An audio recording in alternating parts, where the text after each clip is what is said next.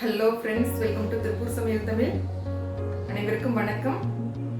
இன்னைக்கு நம்ம பார்க்க போகிறது ஒரு அருமையான கொங்கு நாடு ஸ்பெஷல் ஒயிட் மட்டன் பிரியாணி தாங்க. இது ரொம்பவே அருமையாக இருக்கும். டக்குன்னு செய்தெல்லாம் பிகினர்ஸ்க்கெல்லாம் ரொம்ப ஈஸியாக இருக்குங்க. கண்டிப்பாக செய்து பாருங்க, எல்லோருமே விரும்பி சாப்பிடுவாங்க. நம்ம வீடியோக்குள்ளே போகிறதுக்கு முன்னாடி நம்ம சேனல் சப்ஸ்கிரைப் செய்யாதவங்க சப்ஸ்கிரைப் பண்ணிக்கோங்க.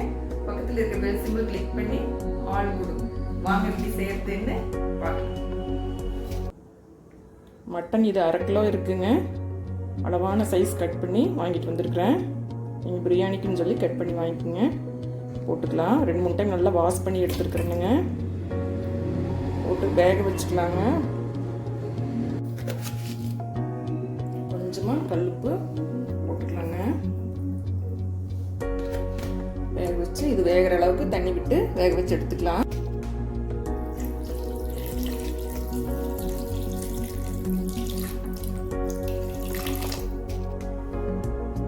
இது ஒரு 4-5 விசில் விட்டு வேக வச்சு எடுத்துக்கலாங்க. ஏன்னா வேகாது, நம்ம அப்படியே போட்டோம்னா சீக்கிரமாக வேகாது. வேக வச்சு எடுத்து போடும்போது சீக்கிரமாக வெந்துடுங்க, சாஃப்டாக இருக்கும் மட்டன். வேக வச்சு எடுத்துட்டு இதே இந்த மீதம் இருக்கிற அந்த தண்ணியவே நம்ம பிரியாணிக்கும் யூஸ் பண்ணிக்கலாம். இந்த பிரியாணிக்கு ஒரு பேஸ்ட் அரைச்சிக்கலாங்க. சின்ன வெங்காயம் ஒரு 10 இது போல் தொளிச்சு வாஷ் பண்ணி எடுத்துக்கணுங்க. 10 போட்டுக்கலாம். பூண்டு ஒரு 10 பல்,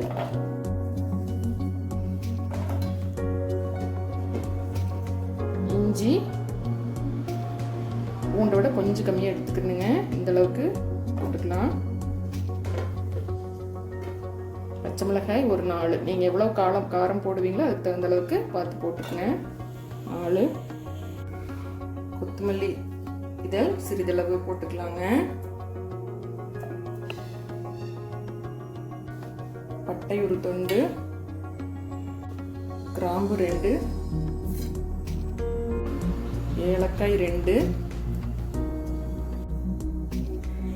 சோம்பு ஒரு சிறிதளவு ஒரு 1/4 டீஸ்பூன் இருக்குங்க.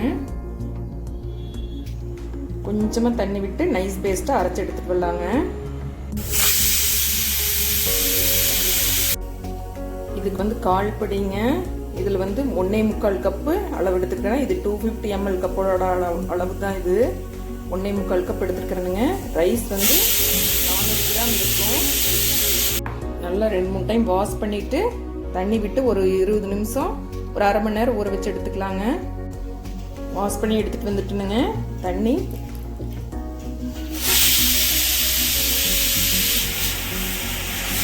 மூழ்கிற அளவுக்கு தண்ணி விட்டு ஊற வச்சு எடுத்துக்கலாங்க. இது சீரக சம்பா அரிசி தாங்க. இது ஒரு 400 கிராம் எடுத்துருக்கிறேன். நல்லா 2-3 டைம் வாஷ் பண்ணிவிட்டு மூழ்கிற அளவுக்கு தண்ணி விட்டு ஊற வச்சு எடுத்துருக்குறோம். ஒரு 1/2 மணி நேரம் ஊறட்டுங்க, அப்புறமா பார்க்கலாம். இந்த பிரியாணிக்கு சீரக சம்பா ரைஸ் தான் ரொம்ப அருமையாக இருக்கும். இதே எடுத்துக்கலாம். நீங்கள் பாஸ்மதி ரைஸ் வேண்டாம். குக்கர் வச்சுட்டேனுங்க. நல்லா அடிகனமான பாத்திரமா நீங்கள் வச்சுக்கலாம்.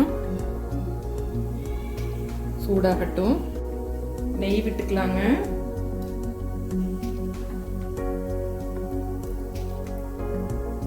நெய்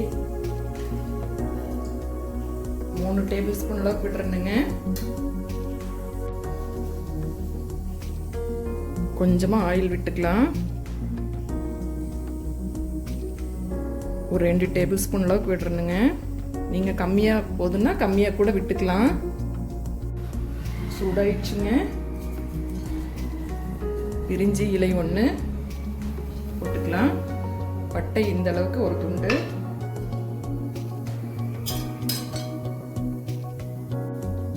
ஜாவித்ரி ஒரு பாதி அளவுங்க, ஸ்டார் அனீஸ் 1,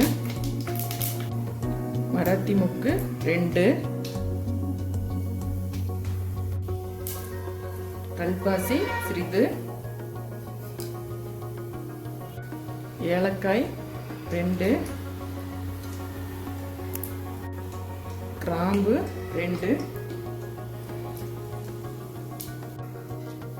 முந்திரி ஒரு 10 முந்திரி. இது ஆப்ஷனல் தானுங்க. வேணா போட்டுக்கலாம், வேண்டாம்னா ஸ்கிப் பண்ணிக்கலாம். போட்டுக்கலாம். லேசாக சிவந்தா போதும்.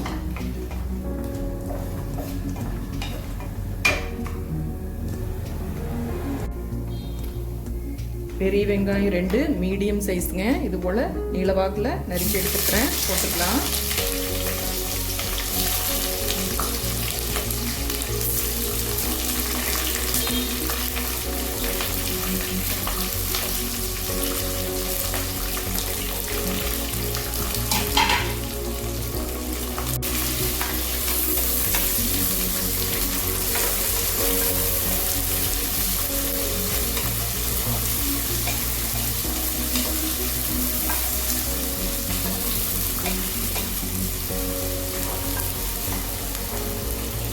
நல்லா வதங்கணுங்க. வதங்கட்டும்.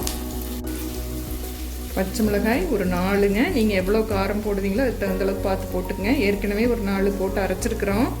ரைஸ் எவ்வளோ போடுறீங்களோ அதுக்கு தகுந்தளவுக்கு பார்த்து போட்டுக்குங்க. ஒரு 4 வந்து வாஷ் பண்ணிவிட்டு இது போல் கீரி எடுத்துருக்குறேன். போட்டுக்கலாம்.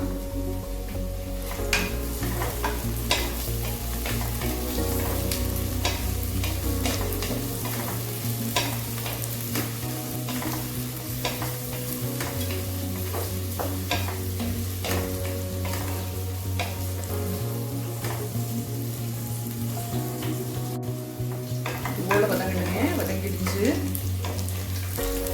இந்த அளவுக்கு வதங்கணும். நேரமாக வதங்கிடுச்சுங்க. அடுத்து புதினா இது, கொத்தமல்லி இதழ் ஒரு கைப்பிடி. நல்லா வாஷ் பண்ணிட்டு நறுக்கி எடுத்துருக்குறேனுங்க.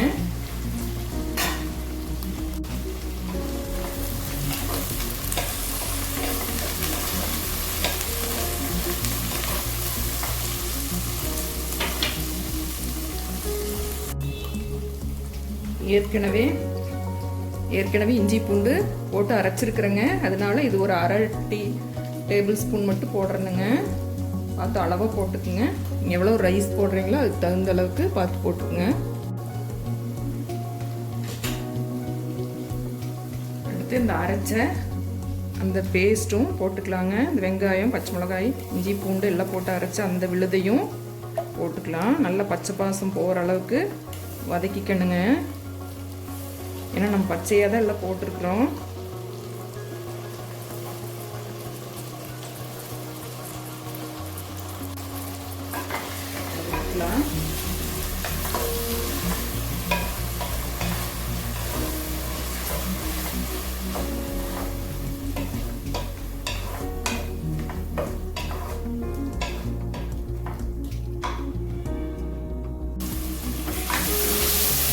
நல்லா வதக்கிக்கலாங்க. இதுக்கு நீங்கள் தக்காளி தேவையில்லை, நான் போடலைங்க. நீங்கள் வேணும்னா ஒரு அளவான சின்ன சைஸ் தக்காளி ஒன்று மட்டும் போட்டுக்கலாம். ஏன்னா நம்ம தயிரும் போட போகிறோம்.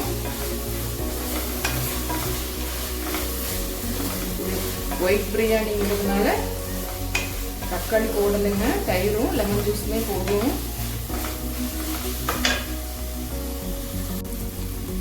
இந்த வேக வச்ச இந்த மட்டன் போட்டுக்கலாங்க.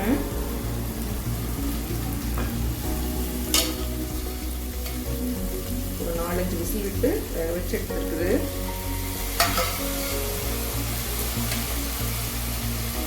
இந்த வேக வச்ச தண்ணியவே விட்டுக்கலாங்க.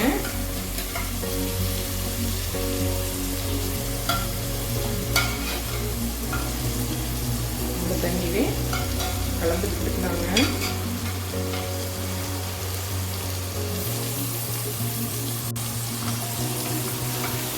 ஏற்கனவே உப்பு போட்டு வேக வச்சுக்கிறோம்.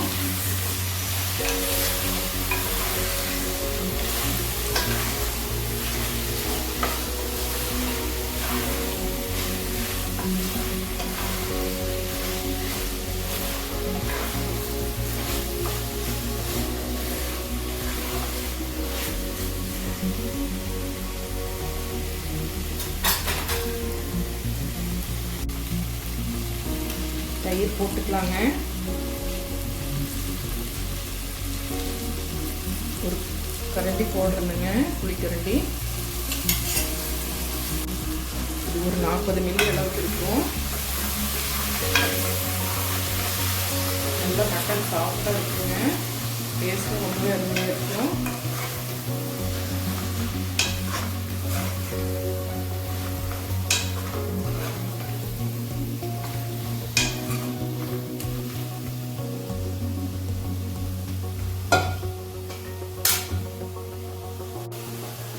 இந்த வேக வச்ச தண்ணியே 1 கப் இருக்குதுங்க, போட்டுக்கலாம். அது கூட மீதி 1 கப் ரைஸ்க்கு 1.5 கப் தண்ணி விடணுங்க. பார்த்து அளவாக விட்டுக்குங்க.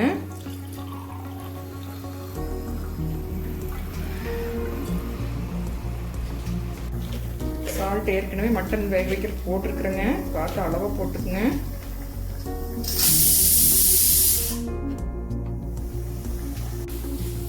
ரைஸ் போட்டுக்கலாங்க. ஊற வச்ச இந்த சீரகம் போட்டுக்கலாம்.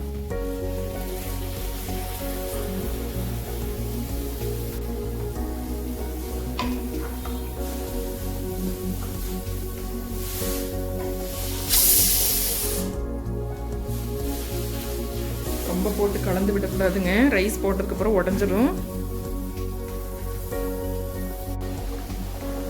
ஒரு பாதி லெமன் எடுத்துருக்குறேனுங்க. ஃபுல்லாக புளியக்கூடாது. கொஞ்சமாக விதையை எடுத்துட்டுனுங்க. கொஞ்சமாக பிழிஞ்சு விட்டுக்கலாம்.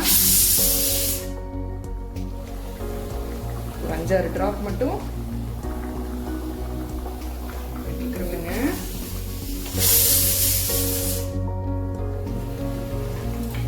தண்ணி நல்லா சுண்டி வரணும். அப்புறமா தம் போட்டுக்கலாங்க. தண்ணி சுண்டட்டுங்க. நிமிஷம் இருக்கட்டும். தண்ணி சுண்டிடுச்சுங்க.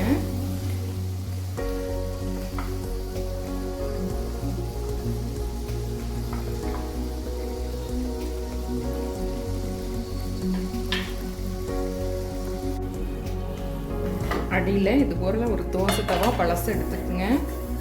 சூடாகட்டும். இதனால வச்சுக்கலாம். ஒரு 15 நிமிஷம் சிம்மில் வச்சு தம் போட்டுக்கலாங்க. அப்புறமா ஒரு 10 நிமிஷம் ரெஸ்ட் கொடுத்துட்டு எடுத்துக்கலாம். மேலே இது போல் இடிகளோ அல்லது ஒரு பெரிய பாத்திரத்தில் சுடுதண்ணி கூட வச்சு கூட நீங்கள் தம் போட்டுக்கலாம். பிகினர்ஸ்க்கு ஈஸியாக வேணும்னா அப்படியே மூடி போட்டு ஒரு விசில் விட்டு 10 நிமிஷம் சிம்மில் வச்சு ஆஃப் பண்ணிடலாங்க. இந்த மெத்தட் வேண்டான்னா அது போல் கூட செய்துக்கலாம். அப்புறமா பார்க்கலாம். 10 நிமிஷம் ரெஸ்ட் கொடுத்துட்டுங்க. ஓப்பன் பண்ணி பார்க்கலாம்.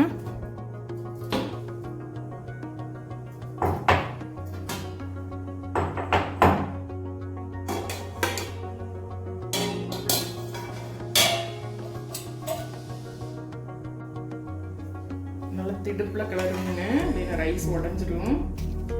நல்லா உதிரியே வந்திருக்குது. அருமையான கொங்கு நாடு மட்டன் பிரியாணி ரெடி.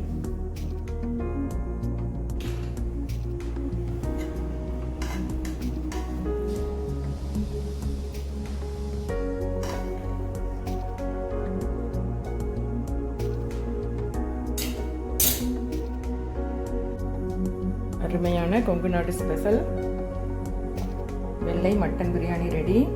இதே மெத்தடில் செய்து பாருங்கள். ரொம்பவே அருமையாக வரும். ரைஸ் நல்லா உதிரியாக வந்திருக்குது.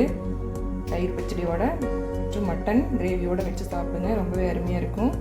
செய்து பார்த்துட்டு பிடிச்சிருந்தா உங்களோட ஃப்ரெண்ட்ஸுக்கும் ஷேர் பண்ணுங்கள், லைக் பண்ணுங்கள், கமெண்ட்டில் எப்படி இருக்குன்னு சொல்லுங்கள். என்றும் உங்கள் அன்பில் இருந்தால் பை பை.